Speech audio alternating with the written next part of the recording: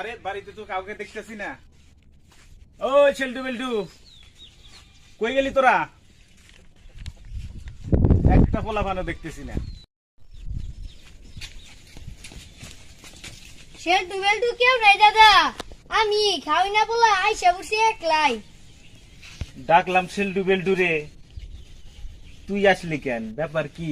ব্যাপার কি শুই না দাদা, খালি একটু দোয়া করবেন। এই পোলা দৌড়েরও আগে, খাওয়ারও আগে, কিন্তু মাইরের পিছে। ও দাদা লাগতেছে, কান সাইডে ওই দাও, যাওস না, দিন দুপুরে বাতি জ্বলে আছে।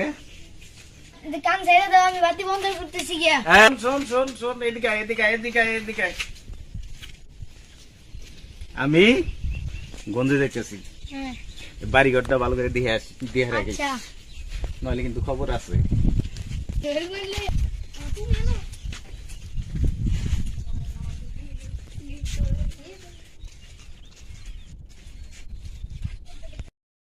গেল গিয়া, যাই গিয়া বাতি সিস্টা বন্ধ করে গিয়া। ও মা, ও বাবা, ও বাবা, ও বাবা, ও বাবা, ও বাবা, ও মা, ও বাবা, ও মা, ও বাবা, ও বাবা, ও বাবা, ও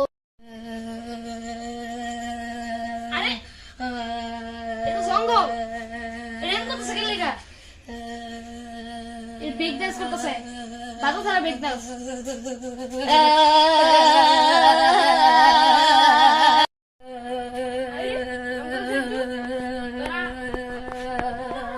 তোরা আমার কি বিগ ডান্স করতেছ?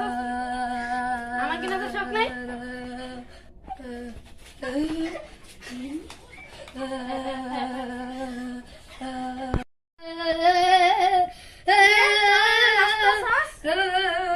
তাড়াতাড়ি নাচ বন্ধ কর, দাদা আইতাছে। কিরা তোরা শুনছ না?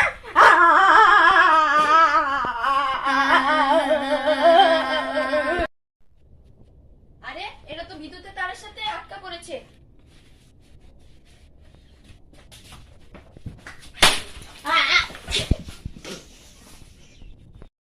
কেউ কি আছেন? তাড়াতাড়ি আসুন, এদেরকে ডাক্তারের কাছে নিয়ে যান।